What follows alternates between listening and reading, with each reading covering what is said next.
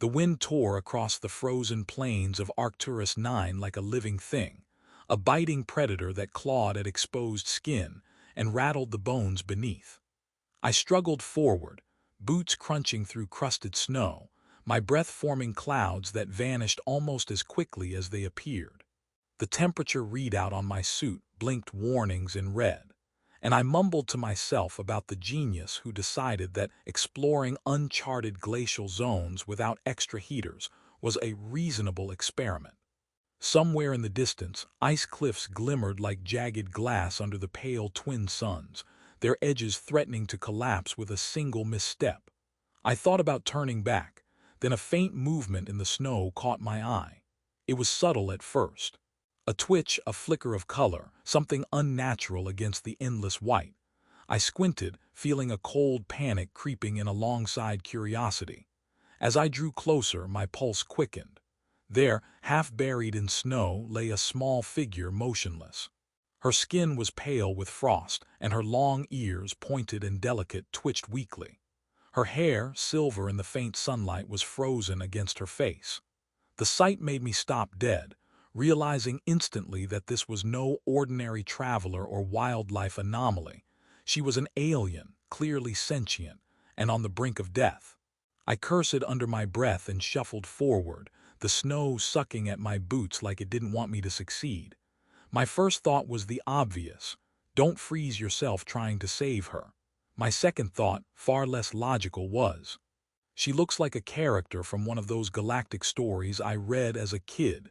Beautiful, impossible, and clearly designed to die in snowstorms for dramatic effect. I shook my head. Humor was a poor shield against hypothermia, but it was all I had. Kneeling beside her, I activated my portable heat unit, directing the thin stream of warmth over her body. The response was almost immediate. Her shivering slowed, and the subtle twitch of her long ears suggested she was aware of my presence, though she still hadn't opened her eyes. "Hey," I muttered, voice hoarse from the cold. "You're supposed to stay alive, okay? No dramatic collapsing into snow without telling me first." I pulled my gloves tighter, fumbling with the straps of her suit, which looked like it had been designed for speed rather than insulation. She groaned softly, an alien sound that made my stomach clench with worry. Her eyes fluttered open, wide and luminous, catching the sunlight like twin moons. For a moment, she seemed to study me as much as I studied her, her long ears flicking back and forth in a nervous rhythm. I smiled awkwardly, realizing that in some bizarre way, this was my first introduction to alien diplomacy. Do not panic, do not make sudden moves, and try very hard not to make her freeze again. The storm above us intensified, sheets of ice crystals swarming like microscopic shards of glass. I grabbed her under the arms and tried to lift her, but she was far lighter than she looked, perhaps because frost had made her rigid. "Okay, gravity, stop conspiring against me," I muttered, hoisting her awkwardly against my chest. She let out a small, startled squeak, and I whispered, "Relax, I'm not a predator. Well, not the hunting kind." Her long ears twitched, and I interpreted that as a confused form of laughter, or maybe indignation. I wasn't sure. I hoped it was laughter. The journey back to my temporary shelter was a grueling one. Each step was a negotiation with slick ice, hidden crevasses, and wind gusts that threatened to knock me off balance. I stumbled more than once, her fragile form slipping slightly against my chest, and I grunted with each recovery. "This is why humans are bad at graceful rescues," I muttered, catching her with a quick sweep of my arm. She blinked at me, her eyes wide and calculating, and I thought I saw the faintest curl at the edge of her lips, an alien smile. Encouragement. Or maybe she was just plotting how to roll her eyes at my clumsiness later. Once inside the shelter, I laid her on a reinforced thermal mat and activated the heat field, watching the frost vaporize from her hair in curling tendrils. She exhaled shakily, and for the first time she spoke, voice faint and melodic but with a tremor that spoke of exhaustion and cold. "Human, why?" I scratched the back of my neck, trying to find a diplomatic answer that wouldn't make me sound like a naive idiot. Well, you were about to freeze to death. I like helping things not die. Also, you look like trouble and I enjoy fixing trouble. Mostly, though, I didn't want you to die out there. I realized how awkward that sounded as soon as the words left my mouth. Her ears twitched, slowly, almost imperceptibly, and she managed a small nod. I wasn't sure if it meant she accepted my explanation, or if she was merely acknowledging that my human behavior was predictably strange. She shifted slightly, trying to move on her own, and I quickly added, "Take it slow, one shiver at a time. No heroic leaps back into the snow, please." She gave me a glance that combined fatigue, suspicion, and something warmer, something like gratitude. It made the cold, the ice, and the endless planet outside suddenly seem a little less threatening. We were both alive against the odds, and for the first time the storm outside didn't feel like the only battle. Hours passed as she gradually regained warmth, her long ears unfurling and twitching in curiosity at every sound. I told her small jokes, ridiculous by human standards, about snow being the universe's way of keeping explorers humble, and she let out a soft, alien laugh, which felt like music filtered through crystal. Somewhere between the frost, the survival, and the small human humor I forced into our shared silence, a bond began to form, fragile, flickering, but unmistakably present. By the time the twin suns dipped toward the horizon, casting elongated shadows across the icy floor, she could sit upright, though still shivering slightly. I handed her a ration bar and watched as she examined it with wide, cautious eyes. "Eat," I said simply. "You're alive, and I'm not going to let frostbite take you while I'm here." She tilted her head, ears twitching softly, and accepted the bar. Sitting there, sharing warmth and rations in a fragile shelter against an uncaring planet, I realized that this encounter was the beginning of something unexpected. Perhaps it was trust. Perhaps it was survival instinct. Perhaps it was the start of a friendship that neither of us could have predicted. And as she took a small bite and offered me a faint, approving glance, I felt, for the first time that day, that we might just make it through this together. The morning light filtered weakly through the ice-crusted windows of the shelter, casting fractured beams across the floor like frozen fire. The alien girl stirred, her long ears twitching with every sound. The hum of the station's survival heaters, the faint groan of shifting ice outside, and my own attempts at brewing the last ration of hot nutrient slurry without spilling it across the floor. I winced at the splatter, but she only tilted her head, watching me with wide, calculating eyes.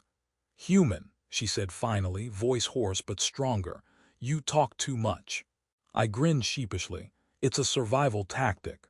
You know, keep morale high, distract predators, confuse ice storms." She raised a thin eyebrow, and her ears flicked upward in what I took to be alien skepticism. I decided it was a victory anyway. Somehow, even in the midst of frost and danger, I had earned a smirk. We spent the next hours assessing the landscape from our shelter, which was little more than a carved ice cavity reinforced with portable thermal panels. Outside, jagged peaks of ice gleamed under the weak suns, and wind gusts roared through narrow crevices like some ancient mechanical beast. I watched the alien girl stretch carefully, testing the regained flexibility in her frozen limbs, and marveled at how she moved. Graceful, alert, every twitch of her long ears attuned to the slightest change in the environment.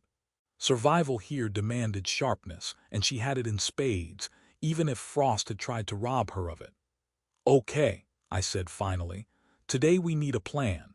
We can't just sit here forever or we'll run out of rations, and trust me, the universe doesn't care about your metabolism or my stubbornness." She nodded, the tip of her long ears twitching thoughtfully. She gestured at the far wall of the cavern, where faint glimmers suggested some kind of natural ice tunnel leading to slightly warmer grounds. "There," she said quietly, "safety better." I smiled, impressed. She was already thinking ahead, reading the terrain in ways I couldn't.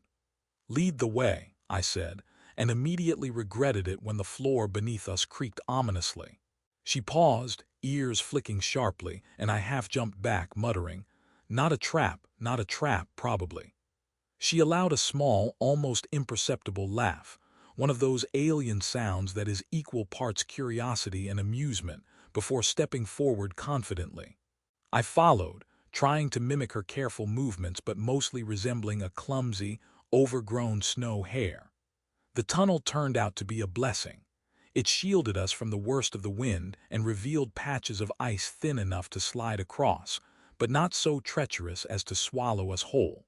I joked about the tunnel being an intergalactic ice slide, earning a quiet chuckle from her. It was subtle, but I counted it as victory. Little by little, she began to speak more, her broken English mixed with alien syllables that I tried to imitate. "You, human strong," she said finally, and my chest swelled with the kind of pride usually reserved for finishing a ridiculously difficult puzzle or surviving a minor apocalypse. We paused in a wider chamber, where a small geothermal vent hissed from a fissure in the ice, casting warm mist into the frigid air. I crouched beside it, holding my gloved hands out, and she mimicked me, her long ears twitching as she felt the warmth. "Better," she murmured, and I laughed. "Glad I'm finally officially useful beyond bad jokes and cold hands." She tilted her head and flicked her ears toward me, a gesture I interpreted as acknowledgement, if not full agreement. The journey continued through treacherous ice formations, and I began to notice the subtle signs of her alien physiology, how her long ears could sense vibrations in ways my human ears could never, how her balance seemed attuned to angles I couldn't process. I started to rely on her instincts, following her lead over the slick ridges and fragile bridges of ice. Every step was a lesson in trust, both in her abilities and in my own resilience. And every time I stumbled, she would flick her ears in amusement or offer a hand, blending patience with a sharp, alien wit that slowly became comforting. By late afternoon, we emerged near the edge of a plateau, where sunlight glinted off crystalline spires and patches of molten ice that indicated geothermal warmth. The alien girl paused, long ears twitching as she surveyed the terrain. I watched her, realizing that despite her initial vulnerability, she had recovered more than her body. She had regained her confidence, her alertness, and the subtle humor that revealed her personality. "Almost there," she said, voice steadier now. "Safely soon." I nodded, careful not to jinx it.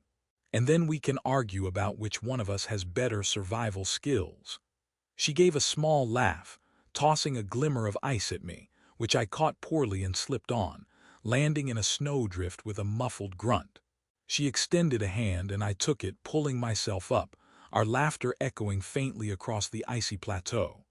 Somehow, despite the cold and the danger, the journey felt lighter, almost playful. As the suns began to dip below the horizon, casting long shadows and bathing the ice in amber light, we found the geothermal cave she had spotted. The warmth was immediate and welcome, and I collapsed onto the softened floor, letting the heat seep into frozen joints. She settled beside me, ears twitching in contentment, and for the first time we simply sat, sharing the quiet triumph of surviving together. In that moment, I realized the depth of the bond forming between us. It was not just survival or gratitude, it was trust, understanding, and the beginnings of companionship. The alien girl had been saved, yes, but in the process, I had discovered courage I didn't know I possessed, and a resilience born of necessity and care. We had started as strangers on a frozen world, and now, amid the warmth of the geothermal cave, we were more than that. Two beings, vastly different, united by survival, humor, and the faint, flickering promise of connection that could endure far beyond the ice. The geothermal cave glowed softly as dawn light filtered through fissures in the ice, creating bands of gold and violet across the crystalline walls. I stretched my stiff limbs and watched the alien girl move with a fluid, careful grace, her long ears twitching with each sound, each vibration of the cave. She was fully alert now, her frostbitten limbs restored, eyes bright and clear, scanning the area as though cataloging every potential hazard. The contrast between the frail creature I had found buried in snow and this agile, aware being made me pause. Somehow in the hours we had spent battling the ice and cold, we had each transformed. "Ready?" I asked, adjusting my pack and scanning the tunnel leading out. The winds outside still howled across the plateau, but we had survived far worse. She tilted her head, ears flicking forward and back in a subtle rhythm that I had learned to interpret as determination. She nodded once. "Go," she said simply. The single word carried authority, a quiet command that made me realize she had regained not only her physical strength but her agency. We stepped carefully across the ice tunnel, the walls reflecting our moving shadows in distorted, fractured patterns. The alien girl led, and I followed, sometimes sliding, sometimes scrambling, but always aware of her watchful presence. There was a strange humor in the precariousness of it all. We were two beings from entirely different worlds, navigating a hostile planet like a poorly rehearsed circus act. When I tripped on a jagged ridge and fell with a muffled grunt, she extended a hand with a grin that was almost human in expression. I took it, muttering, "Okay, maybe I'm still slightly useless," and she flicked her long ears in amusement. The tension eased, laughter bridging the gap between alien instinct and human chaos. By mid-morning, we reached the edge of a small outpost, a forgotten research station buried partially in snow. Its walls had survived the storms, and its automated systems flickered weakly to life as we approached. The alien girl scanned the exterior with sharp eyes, evaluating the stability and the safety protocols she had instinctively absorbed over the past day. "Safe," she said, her voice steady. I smiled. Finally, a word I understand completely. Inside, we found warmth restored slowly by the station's automated systems. The atmosphere circulated gently, sensors monitoring temperature and oxygen levels. I watched as she moved through the space, testing consoles and panels with a curiosity that was both careful and lively. As we settled into the main chamber, I realized how much I had changed. Where once I had been cautious to the point of paralysis, constantly second-guessing each step and each decision, I now trusted instinct, both my own and hers. Every misstep had become a lesson, every moment of fear, a challenge to overcome. I could think clearly under pressure, improvise when the unexpected arose, and, most importantly, understand that survival was a shared endeavor, not a solitary struggle. The alien girl approached me, holding a small ration pack. "Eat," she said, offering it with a tentative smile. I accepted it, and we sat together on the warm floor, sharing what little we had.